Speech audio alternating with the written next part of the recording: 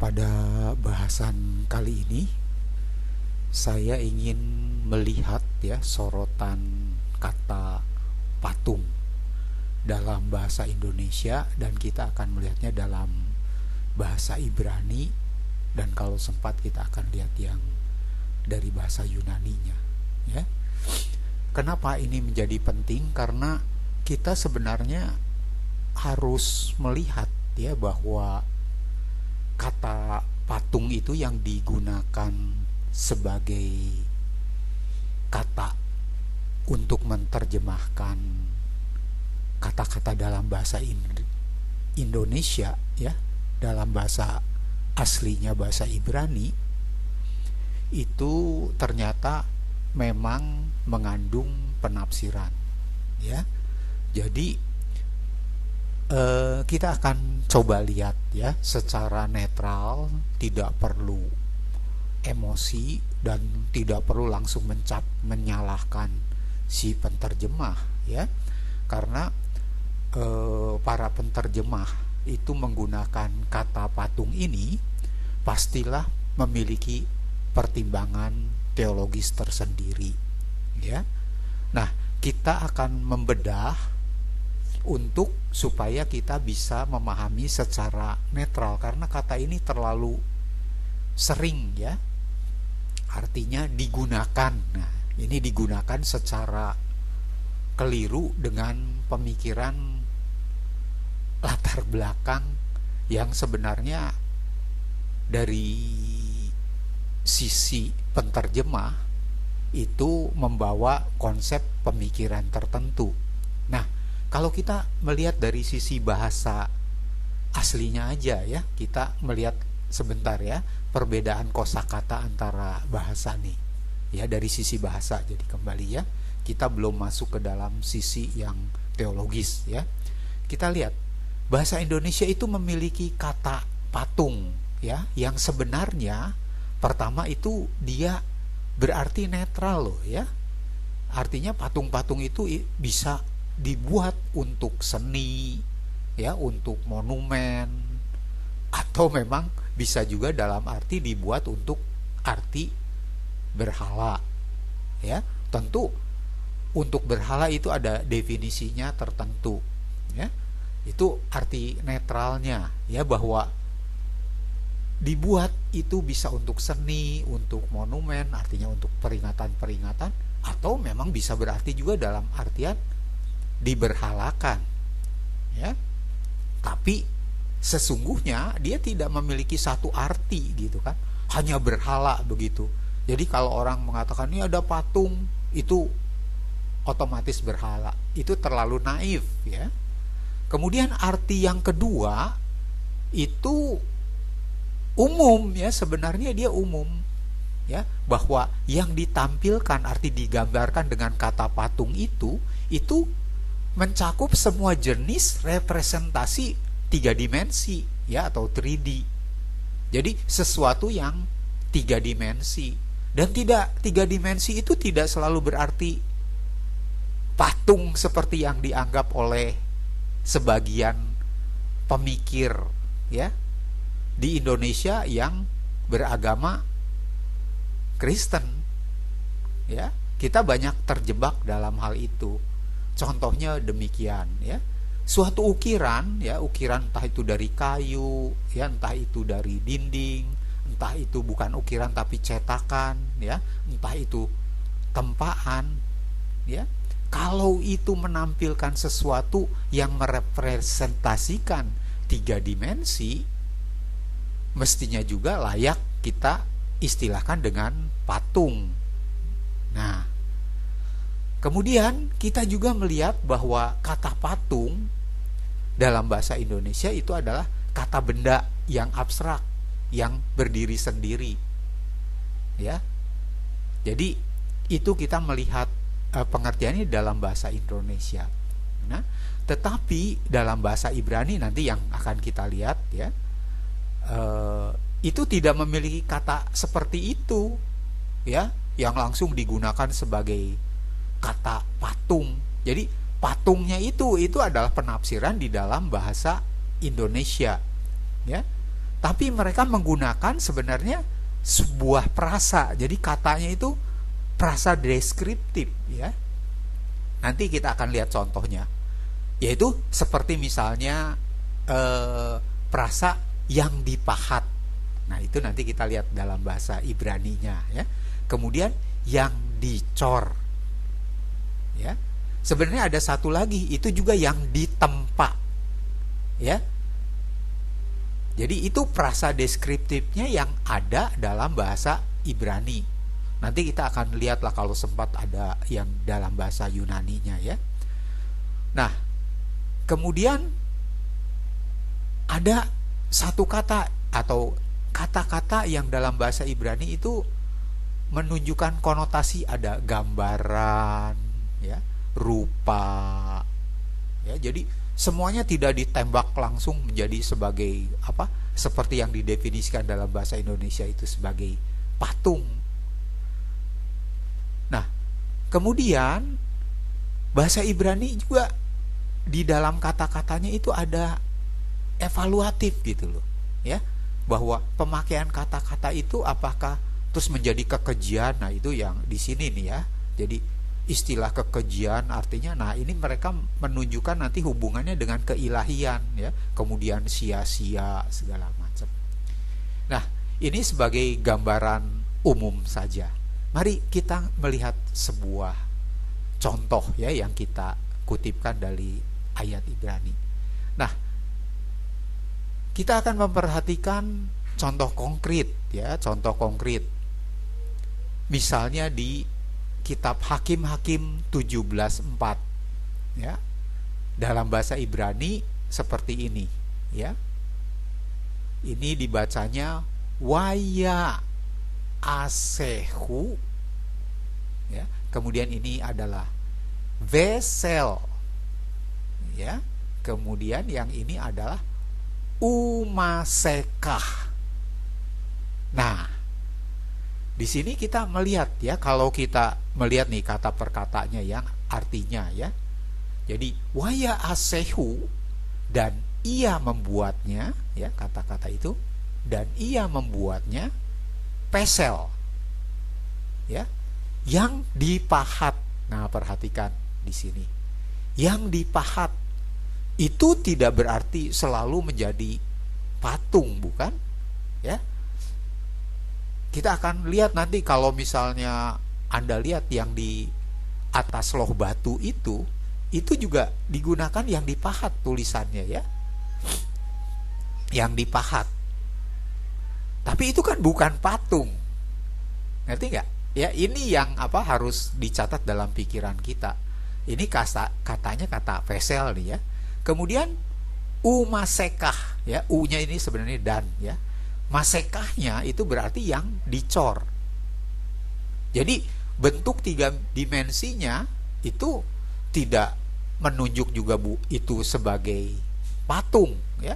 Ada dalam bahasa Ibrani nanti akan menunjukkan itu tidak, walaupun menggunakan kata masekah itu tidak menunjuk menjadi benda tiga dimensinya itu otomatis patung ya, karena dalam bahasa Indonesia itu spesifik ya yang namanya patung.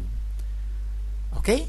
Jadi kalau kita melihat kata-katanya ini dirangkai, makanya kalau diterjemahkan secara harafiah itu terjemahannya adalah dan ia membuatnya yang dipahat, atau dan ia membuatnya benda yang dipahat dan yang dicor. Ya.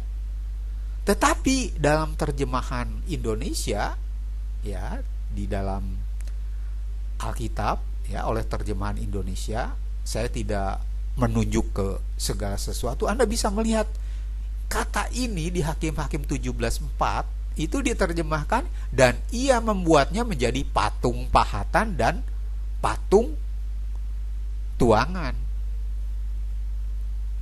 Ya. Tapi kenapa saya memilih sepenggal kata ini? Karena kalimat ini sebenarnya adalah netral ya, untuk menunjukkan kenetralan gitu ya, bahwa katakan benda yang dipahat itu yang disebut dalam bahasa Indonesia umum sebagai patung pahatan, kemudian benda yang dicor yang disebut sebagai patung tuangan, itu asal katanya adalah pesel dan masekah. Ya. Jadi kalau kita mau mengamati secara jujur dan netral, kata patung itu ditambahkan penerjemah untuk memperjelas, ya, memperjelas tentu sesuai dengan kriteria pemikiran si penerjemah. Tapi sebenarnya dalam teks bahasa Ibrani itu tidak menunjukkan langsung patung, karena bisa berarti juga pahatan, ukiran ya yang ditempel di dinding, ukiran untuk membelah dua benda, satu benda menjadi 2 atau 3 bagian, ada yang digergaji, ya kan, ada yang dipahat. Itu ada nanti dalam bahasa Ibrani, ya, kita lihat contoh-contohnya. Jadi ya bahwa kata patung yang dipakai itu adalah pilihan bagi si penerjemah. Ya. Kalau itu pilihan dia, itu kita tidak menyalahkan karena ini terserah ya mereka pakai. Tapi apakah pengertiannya itu menjadi konsisten atau tidak? Inilah yang menjadi masalah, ya. Karena kalau kita melihat perkataan dalam aslinya yang namanya patung, itu tidak selalu itu berhala, ya. Itu bisa aja sebuah hasil ukiran yang dijadikan monumen, ya, yang dijadikan pahatan grafis di dinding-dinding, ya. Kita lihat di Borobudur segala macam itu, ya. Ada yang dinding-dinding yang 3 dimensi, ya, tapi itu tidak berarti patung, bukan? Ya. Ini yang perlu kita catat. Mari kita lihat yang berikutnya, teman-teman. Nah, satu ya, kalau kita tadi kan kita melihat nanti kan ada yang wah Anda itu mengambil teksnya itu dipotong-potong, ya. Jadi saya di sini untuk menunjukkan aja untuk utuhnya, ya. Jadi di Hakim-Hakim 17:4 itu menurut teks Masoretik, ya, yang Westminster Leningrad Codex, ya. Jadi ini diambil dari bahasa yang kodeks, ya, bukan artinya ke bahasa asli yang benar-benar dari sumbernya, ya, dan Anda bisa memeriksanya. Karena saya tidak mau memberikan seolah-olah gambaran kita hanya asal petik-petik aja begitu, ya. Tidak. Jadi ini penunjukan ini, ya, untuk dipetik ini, ya. Jadi ini, ya, kata tadi ini yang dipetik saya kasih tanda biru, yang dibaca sebagai waya asehu pesel u masekah, ya. Jadi kalau keseluruhannya yang tadi kita petik ini diterjemahkan dalam bahasa umum yang dipakai, ya, di dalam kitab berbahasa Indonesia, tetapi orang itu mengembalikan uang itu kepada ibunya, lalu perempuan itu mengambil 200 uang perak dan memberikannya kepada tukang perak. Nah, ya, yang diambil itu adalah kata ini, yang membuat patung pahatan dan patung tuangan dari uang tersebut, ya. Lalu, ya, untuk menjelaskan itu di kata-kata walaupun tidak ada lagi kata patung di situ, ya. Lalu diulang di sini. Lalu patung itu ditaruh di rumah Mika. Itu, ya, yang jadi ini. Yang tadi itu adalah petikannya saya ambil dari sini. Ini adalah menunjukkan buktinya bahwa yang utuhnya seperti itu, ya. Tapi terjemahannya yang kita soroti adalah itu ini nih, ya, patung pahatan dan patung tuangan. Nah, bagi kita ini menjadi suatu catatan penting. Jadi teks di atas itu menggunakan 2 kata kunci yang menarik perhatian kita, yaitu pesel yang diterjemahkan dalam bahasa Indonesia sebagai patung pahatan atau ukiran, kemudian masekah, ya, patung tuangan. Jadi ini kan tentu sejalan dengan apa yang sudah kita bicarakan sebelumnya. Nah, kita lihat ya, sebenarnya ada banyak istilah-istilah lain yang tadi menggambarkan yang sudah kita ini kan, tapi ini di sini saya ungkapkan supaya Anda bisa mengeceknya ya. Jadi kita, artinya saya sendiri itu tidak mengambil itu secara sembarangan ya. Jadi kalau seperti ini nih, kita ulang ya. Jadi kata vesel itu sendiri artinya, kalau terjemahan harafiahnya itu adalah benda yang dipahat atau ukiran. Tetapi dalam terjemahan bahasa Indonesia yang interpretatif artinya mengandung ya, mengandung pemahaman si terjemah, itu diterjemahkan sebagai patung pahatan. Ya, kemudian masekah itu yang dicor, benda yang dicor atau tuangan ya. Atau tuangan itu diterjemahkan dalam bahasa Indonesia patung tuangan, tetapi dalam bahasa asli itu yang benda yang dicor ya, yang dipahat. Ini interpretatif kan, jadi itu ini. Kemudian ada kata lain, nanti Anda bisa ngecek ya, yang kadang-kadang diterjemahkan dalam bahasa Indonesia sebagai patung. Ya, jadi yang diterjemahkan sebagai patung-patung itu bukan hanya vesel dan masekah ya. Ada lagi celem ya, celem. Itu yang sebenarnya arti intinya itu adalah gambaran atau bentuk, tetapi di terjemahan Indonesia itu dijadikan bentuk semacam patung, arca ya. Kemudian ada temunah ya, yang sebenarnya artinya berarti rupa atau serupa. Jadi terjemahkan sebagai bentuk atau gambar. Kemudian ada kata gilul, benda bulat, benda menjijikan ya, artinya itu benda bulat yang menjijikan begitu. Itu diterjemahkan nanti ke dalam bahasa Indonesia sebagai berhala. Ya. Jadi ini interpretatif ya. Jadi artinya sebenarnya itu benda bulat, benda yang menjijikan, diterjemahkan oleh ini menjadi di dalam bahasa Alkitab Indonesia itu jadi berhala. Apakah ini tidak ya? Jadi jangan berkata dulu, karena kalau kita nanti lihat konteksnya ya, kalimat itu memang itu diartikan dengan tepat sebagai berhala. Tetapi maksud saya di sini untuk menunjukkan bahwa kata artinya aslinya itu dalam bahasa Ibrani itu sebenarnya netral ya, bahwa menjadi berhala itu adalah interpretatif, artinya penafsiran. Ya. Nah, kata gilul ini sebenarnya dalam bahasa apa?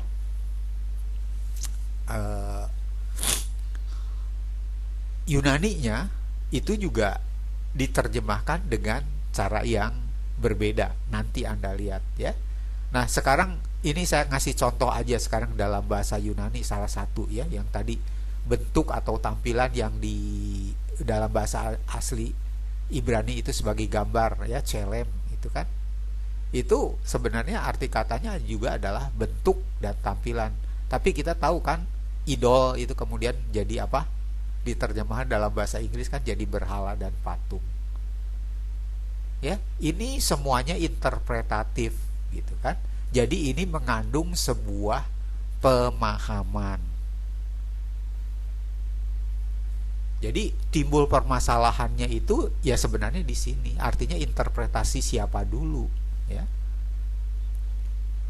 Kalau interpretasi misalnya umat-umat awal ya, entah itu Katolik, Ortodoks ya, tetap walaupun mereka tetap menggunakan kata patung juga, tetapi patungnya netral ya, bersifat netral ya, bahwa di ayat-ayat tertentu itu bisa itu menjadi sebuah berhala, itu memang terjadi. Tetapi jangan lupa ada juga yang patung itu sebenarnya bukan berhala.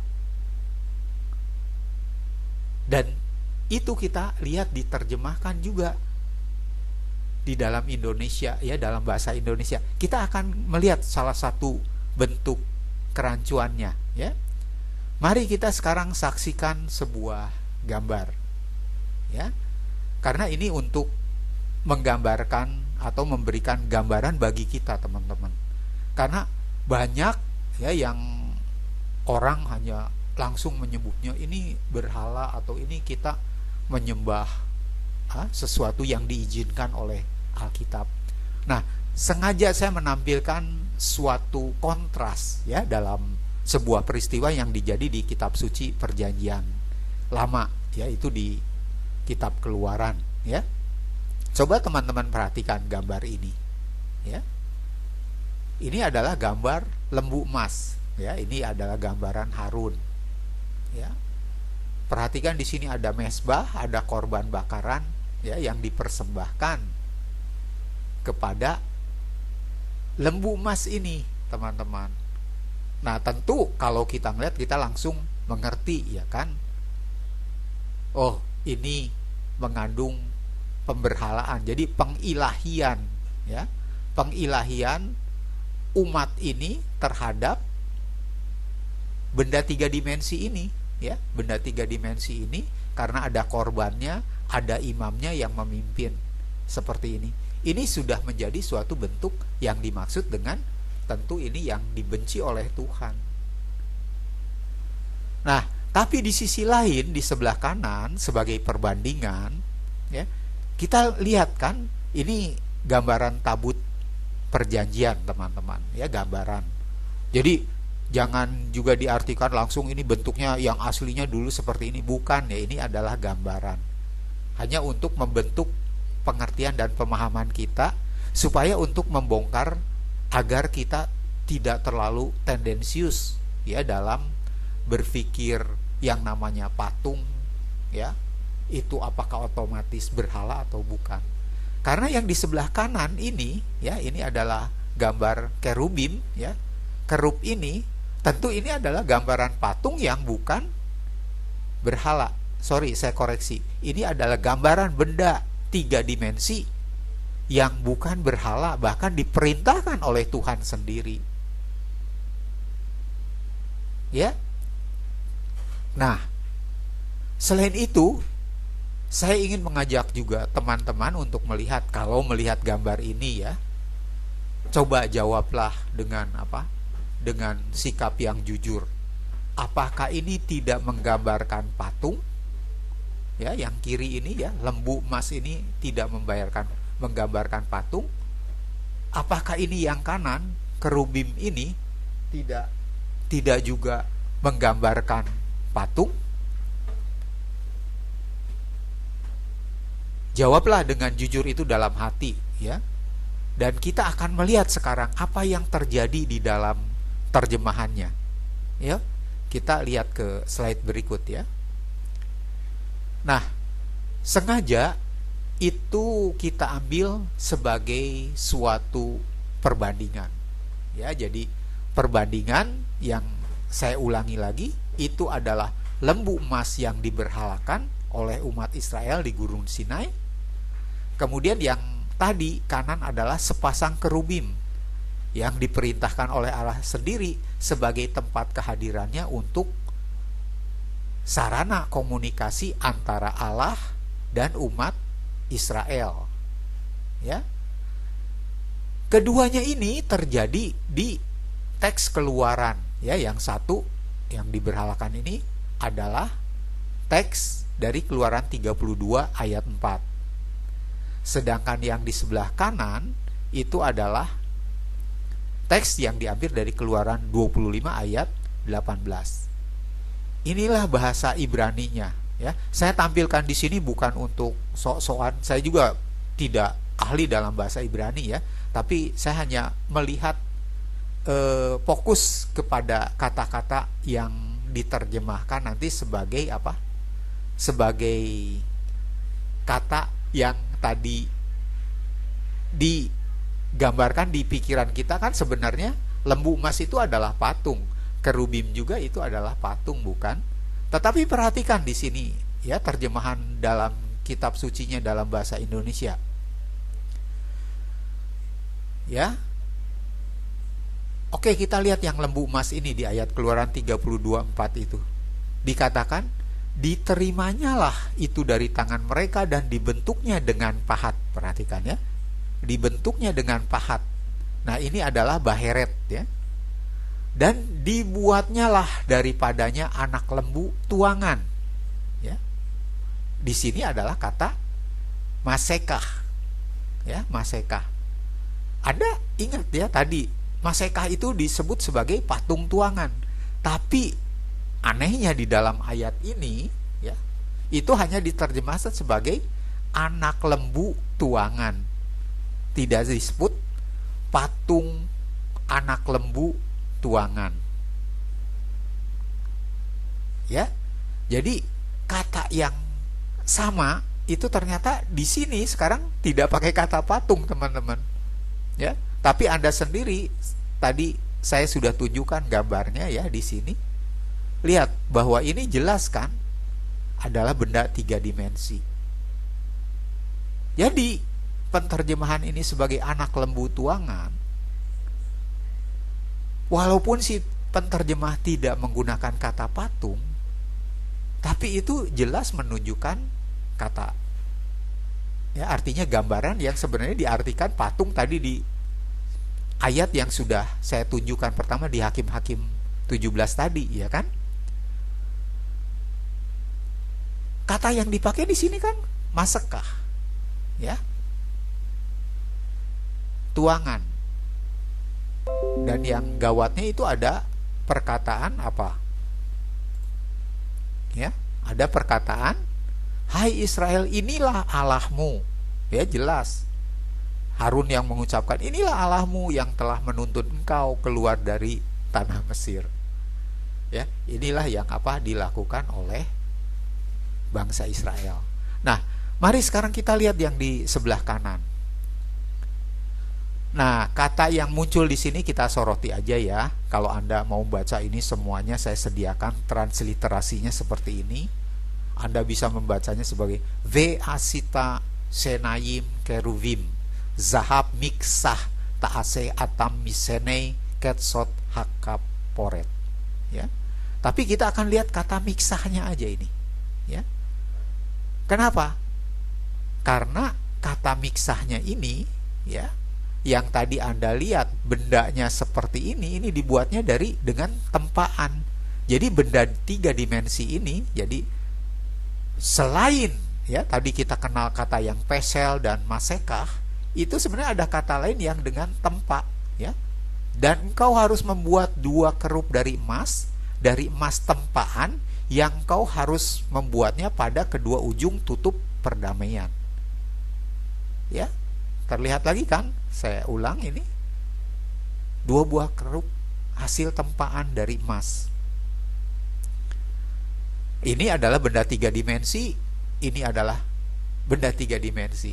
Nah, kalau kita berpikir dengan kata patung tadi ya, yang dikonotasikan ya oleh kebanyakan dari orang-orang yang membaca kitab suci di Indonesia sebagai berhala, Anda perhatikan di sini ternyata patung 3 dimensi yang dibentuk ini diperlakukan sebagai berhala, tetapi yang di kanan ini diperlakukan sebagai tempat pertemuan apa? Musa dengan Allah, ya, atau imam besar dengan Allah di ruangan Maha Kudus. Yang ini diperintahkan oleh Allah, yang ini dibuat oleh Harun berdasarkan permintaan umat Israel. Ya, jadi kalau dilihat dari bendanya, kenapa tadi saya sengaja memang menampilkan dulu gambarannya, supaya Anda tahu sebenarnya bendanya itu wujudnya adalah patung. Tetapi ya, kita melihat secara fakta nih, Anda bisa memeriksanya ya di Keluaran 32 dan 4, kemudian Keluaran 25 8. Itu di situ tidak ada kata patung, bukan. Ini untuk menunjukkan kepada kita semua ya bahwa terjemahan itu memang interpretatif. Itu yang perlu kita camkan, teman-teman. Ya, jadi saya pikir kita cukupkan dulu sampai di sini ya, sebagai ini bahan studi aja ya. Bahan studi, karena saya melihat terlalu banyak salah kaprah ya yang ditujukan oleh sekelompok orang-orang tertentu ya, yang mengartikan kalau misalnya itu patung itu otomatis benda berhala. Ini yang sebenarnya kitab suci sendiri menunjukkan tidak selalu begitu, gitu kan. Nah, kalau Anda setelah mendengar hal ini masih tetap berpandangan seperti itu bebas-bebas saja ya. Itu adalah hak pribadi Anda. Tetapi saya menunjukkan hal ini supaya kita memiliki sebuah gambaran yang lebih netral, ya. Jangan semena-mena kalau mengatakan bahwa patung itu udah otomatis sebuah berhala. Ya, tidak demikian. Terima kasih atas perhatiannya.